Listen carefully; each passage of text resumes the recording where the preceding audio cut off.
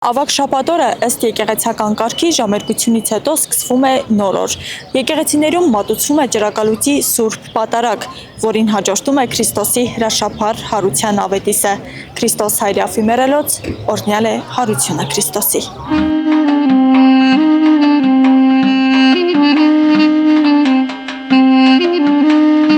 Հարության ավետիսը հրեշտակների կողմից առաջինը տրվում է յուղաբեր կանանց, ովքեր խաչելությունից հետո գնում էին գերեզման անուշաբույր յուղերով օծելու Քրիստոսի մարմինը։ Այստեղ չէ, այլ հարություն առավ, ասում են հրեշտակներն ու այդ պահից սկսած հարության ավետիսը տարածվում է։ Հայ առաքելական Սուրբ եկեղեցին այսօր նշում է Հիսուս Քրիստոսի հրաշափառ հարության տոնը։ Մեկ կանայք տարածեցին հարության լուրը եւ երկրորդ հрьяաները կեղծեցին զինվորների միջոցով, թե իբր քնած ժամանակ եկան աշակերտները գողացան։ Այսինքն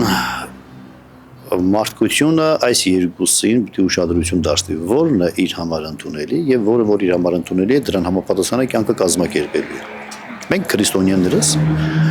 հարության լուրի ընդունողներն ենք։ Հարության փաստի ընդունողներն ենք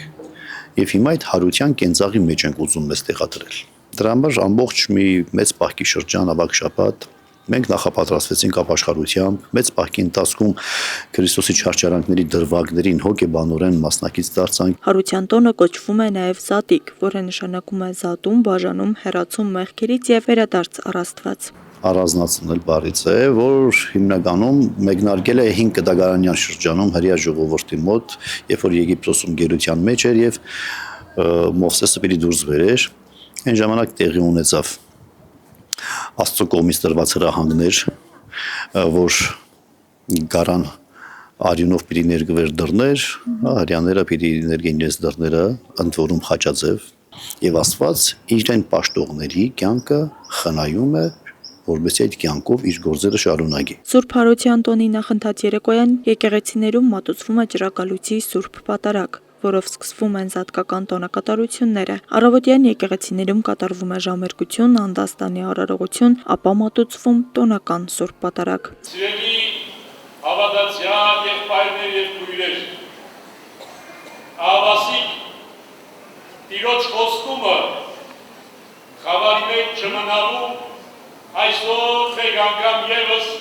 իրականանում է նրանց համար, ովքեր հավատում են,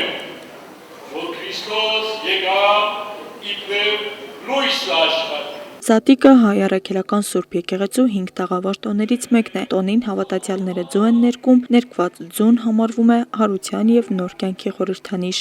Առաջին դարերից եկած մի ավանդություն է, որը խորհրդանշում է Քրիստոսի արյամբ փրկագնված ընդհանուր տիեզերքը, երբեմն որոշ մեկնաբանությամբ երգիրը, որոշ մեկնաբանությամբ ընդհանրապես կյանքը։ Այսպես ավանդական բան է ցուն, որին հետո ժամանակի ընթացքում միացել է ցուկը, հետո կա պլավը։